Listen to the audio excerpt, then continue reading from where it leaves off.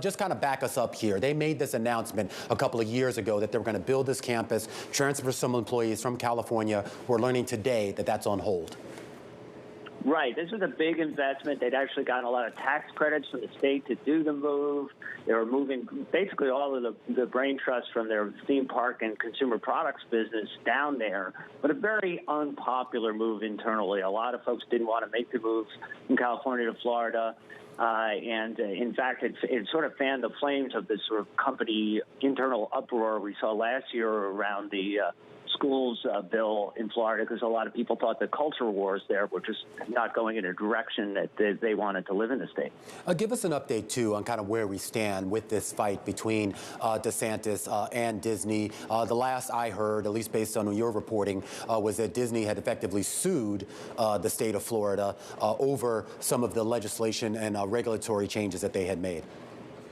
Right. So Disney sued, said that the move to disband the board of that municipal district that runs all the theme park municipal services for the theme parks there in Florida was wrong. It was retaliatory. DeSantis says he's going to fight the suit. And so things just seem to be escalating. Bob Iger recently said, doesn't this state care about jobs? Doesn't it care about investment? And so, given the unpopularity of this move internally, this was sort of a no-brainer for him to just say, all right, well, we're also simultaneously sending a message to Florida. Yeah, it's an interesting message. There's also a question, though, Chris, I guess just about whether this is a good business decision. We know, of course, Disney has a huge presence in the state of Florida. I mean, when you think of Disney, you think of Walt Disney World. No offense to those folks in California, but you think of the big park down in Florida here. And I'm wondering if investors should now be taking a closer look at whether there could be any material disruptions in that business.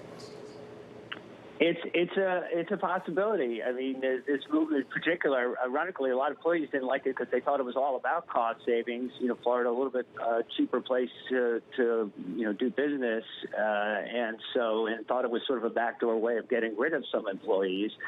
So now, if the economic rationale was there for it 2 years ago, what's changed? Is Disney continuing to make decisions, a business standpoint, or is this actually a political move on their part?